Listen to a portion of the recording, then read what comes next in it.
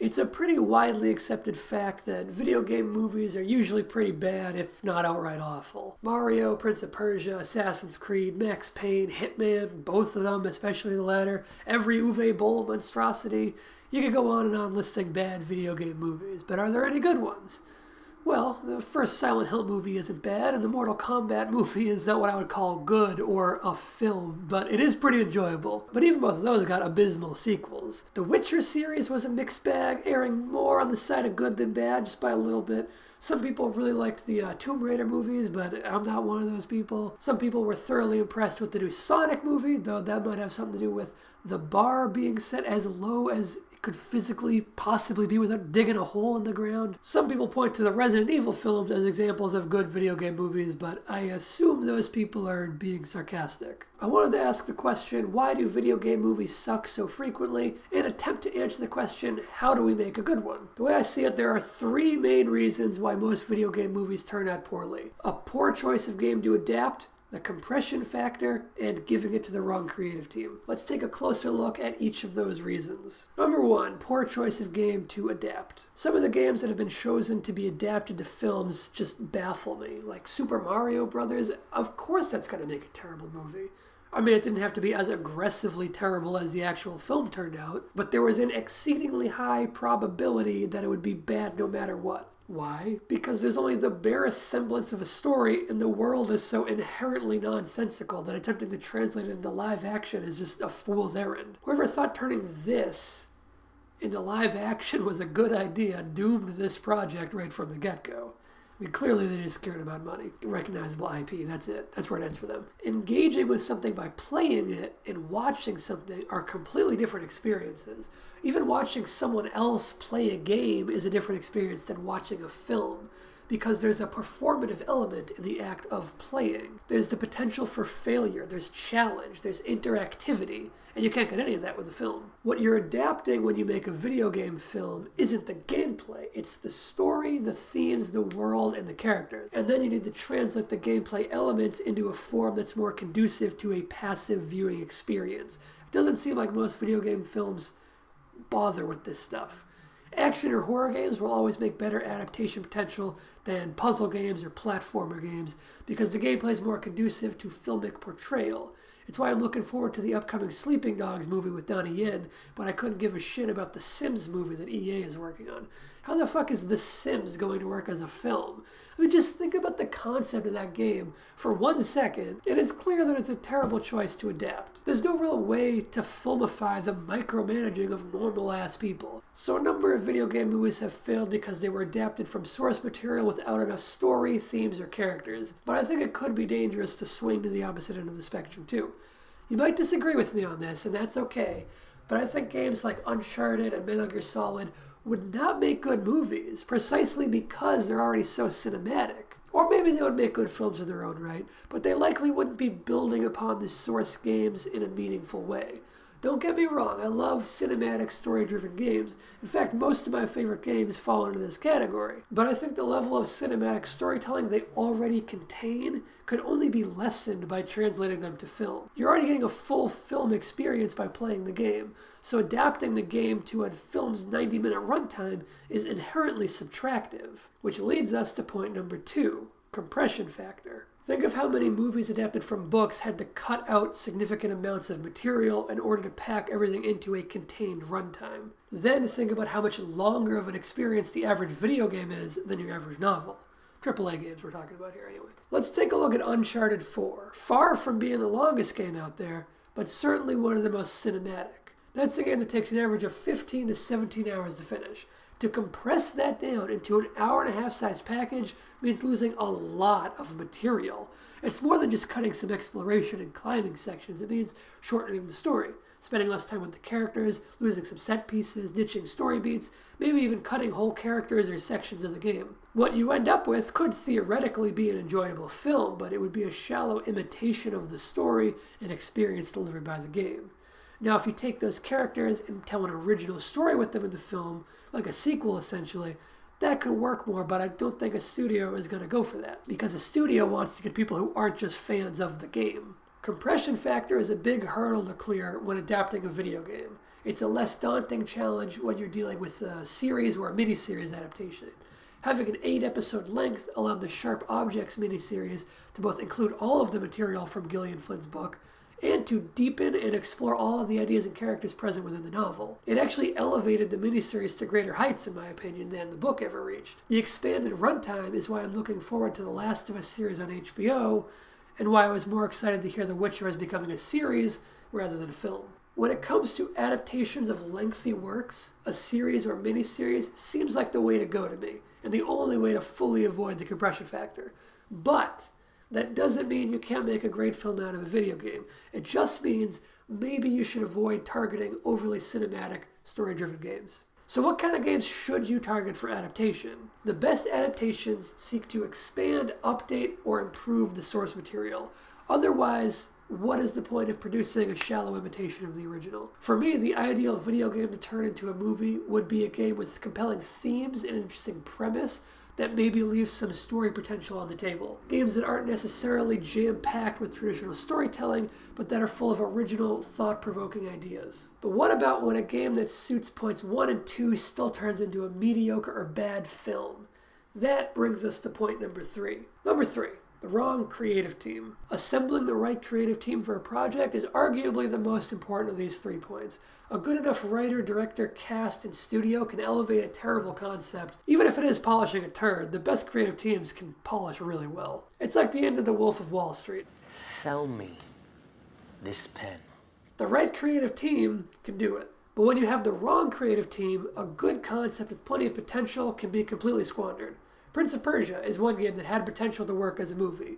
Lean into the time manipulation, the setting, and the parkour elements, a la Banlieue 13, and it could have been a lot of fun. And I mean, I'm a big fan of Gyllenhaal, but maybe cast someone who's actually Persian in the movie that's called Prince of Persia. It's not like that's the film's only problem, by the way. The Max Payne series is one that I think could actually make for an excellent film adaptation.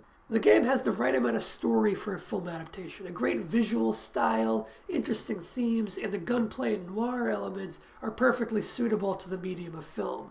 But the film we got back in 2008 is a perfect representation of how not to do it. First off, Mark Wahlberg is just a terrible choice for this character. It's directed by the guy who made the crappy Omen remake and would later make the worst Die Hard film by far. The action is poorly executed, the filmmakers seem to not understand the appeal of the game, and on top of everything else, it's an exceedingly ugly film.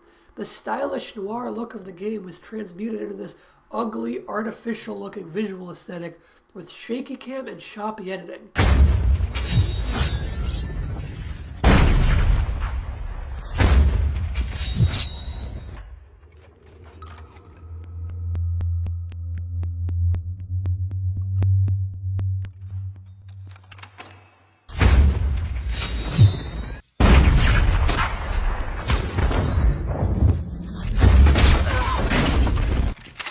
Like, there's a guy crawling under the stalls. Why would you shoot open the doors? Just aim at...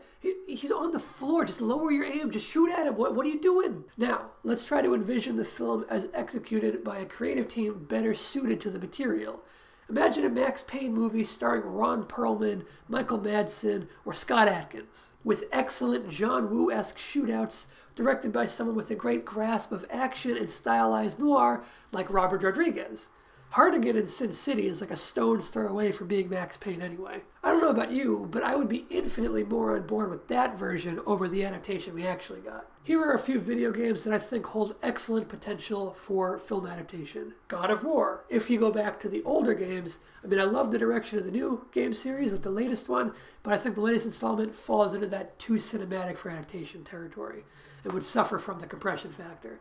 But that wouldn't necessarily be an issue with the earlier games that were a little lighter on story. Other suitable games to adaptation include Hotline Miami, Splinter Cell, Fear, First Encounter Assault Recon, Metro 2033, Dead Space, and a game that I will be pitching as a film right now, Manhunt. Manhunt is a Rockstar game released in 2003. It's an action-horror hybrid that proved controversial upon release due to its extremely graphic, gratuitous violence, and it was even banned in a number of countries like Australia. The main character is James Earl Cash, a man facing execution on death row, except when it's time for his lethal injection, he's secretly sedated instead. With the world believing him dead, he wakes up under the watchful eye of Starkweather, a director, forcing Cash to star in an elaborate snuff film. What follows is Starkweather manipulating Cash into brutally murdering dozens, if not hundreds, of thugs, skinheads, psychotic killers, police officers, elite private security, mercenaries, and even a nude, chainsaw-wielding, mentally deranged psychopath in a permanent pig mask and matching pig affectation. All on his way to confront Starkweather and escape the snuff film and the hellhole of a setting that is the fictional Cursor City. It's a simple story at face value, but if you look a little deeper, you'll find compelling social commentary.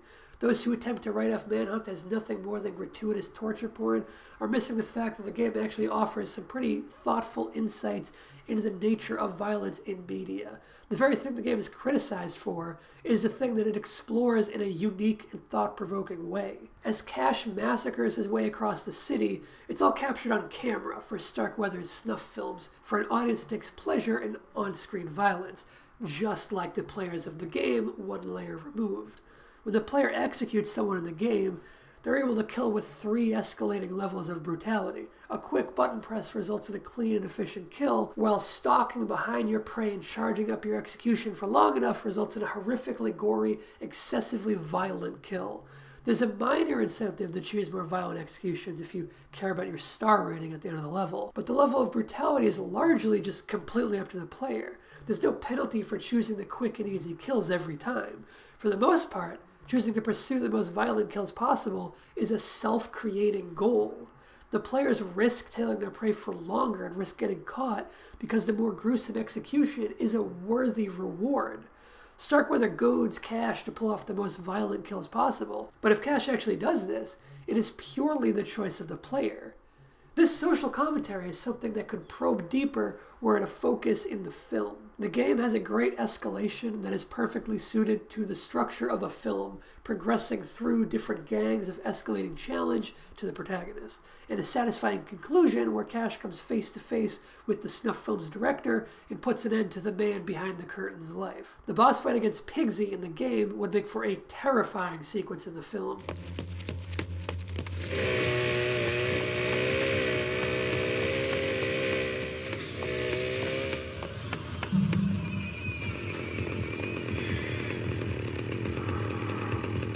The game level where Cash attempts to rescue his family members who have been kidnapped and placed into the snuff film as well, only for them to be killed anyway, even after Cash succeeds in saving them, would translate well to a film as well with just a couple of tweaks. It would do a great job of generating empathy for Cash and getting the audience on board with his revenge against Starkweather. In a film, the kidnapped family members could be established and built up beforehand so that there's a stronger connection to them once they're in danger. Whereas in the game, they're basically just blank puppets that you've never seen before and don't know anything about them when they don't talk or anything. The game has a subtle 80s horror vibe and would fit stylistically in line with some of John Carpenter's work, particularly Escape from New York and Assault on Precinct 13, I would say. The game's soundtrack is also reminiscent of John Carpenter's scores in parts, and is excellent. I would pitch using some of the game's pre-existing soundtrack, but updating it and supplementing it with some new material. Getting John Carpenter himself for the score would really be ideal, but musicians like Perturbator or Carpenter Brut would be excellent fits as well. The characters are all extremely simple in the game, especially our protagonist, James Earl Cash, who is essentially just a blank slate for the player to project onto. We don't learn anything about him, and he only has a couple lines of dialogue in the entire game. I think the protagonist is a clear spot where the film can serve as an improvement to the game. And I'd say it's fair game to keep the cool name and alter everything else about him, since none of it really matters. In the game, it's left a bit ambiguous as to whether or not Cash really did the things he's on death row for. We don't even fully know what he actually did. I mean, you can assume murder, but it's not spelled out really. But if we lean into Cash being wrongfully convicted in the film, then it's another opportunity for social commentary on an important topic.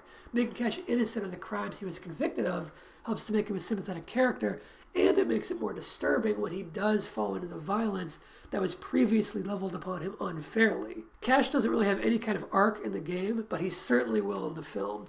We'll watch as he grows more and more violent under the coercion from Starkweather, starting off with violence only through self-defense and ending up as someone who uses violence without provocation and takes satisfaction in the act of killing. His arc in the film will be a slow corruption and slide into darkness until achieving his revenge on Starkweather, leaving him deeply changed and broken in the end. Another character that the film would expand upon is the reporter, and I think the film could utilize them more and deepen their character.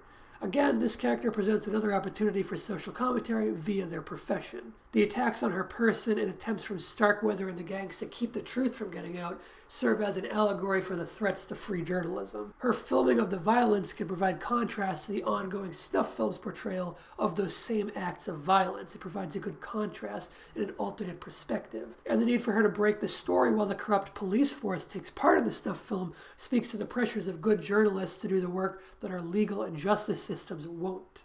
Manhunt could be executed well on a relatively small budget, much smaller than most poorly executed video game films. There's no crazy fantasy setting, there's minimal VFX or possibly none at all, and it's a very small principal cast. I would start the killings out thoroughly grounded in horror, make them grisly and disturbing, then gradually progress toward a heavier blending of action with the horror as Cash progresses toward his revenge. As for casting, pretty much anyone could fill the role of James Earl Cash for the reasons I described earlier. I would cast the role on the younger side with someone in their prime, someone who can do the physicality and the performance side of things equally well. I would go with someone like Lakeith Stanfield, Daveed Diggs, or Daniel Kaluuya. The reporter could also be pretty much anyone in the adaptation, given how shallow the character is in the game. I think the likes of Betty Gilpin, Jennifer Carpenter, or Sarah Snook would all fit the part and do interesting things with it. For Starkweather, I actually wouldn't change the casting. In the game, Starkweather was voiced by Brian Cox, and I think he would be excellent in the film adaptation as well. He's still doing excellent work these days, and even though it's been 17 years since the game came out, his older age does not in any way diminish the character. It works perfectly fine for who Starkweather is. I will write this screenplay. Give me the rights to this story, and I'll get a screenplay back to you in a couple of weeks. I will, I promise. I would direct it too. I mean, hell, I've done violence.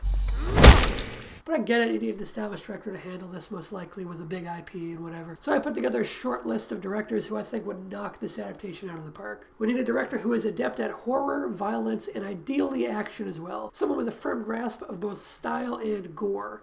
Here's my short list of potential directors. Timo Sargento, Jeremy Saulnier, Panos Cosmatos, Gareth Evans, Adam Wingard, Fede Alvarez, Dan Trachtenberg, and I'm going to pitch a YouTuber actually, Rossatron aka Ross Peacock. He's got an incredibly deep understanding of action, horror, and video games, so I think he's a good pick. And since film studios love franchise potential, Manhunt comes ready with a sequel in the can if the first film proves successful. Given that the two stories are similar but completely unrelated in story or character, Manhunt could set itself up as a growing anthology film series similar to the growth of the Purge series, the way that those split off and are all kind of standalone, but centering around the same idea. So that's my pitch for a film adaptation of Manhunt.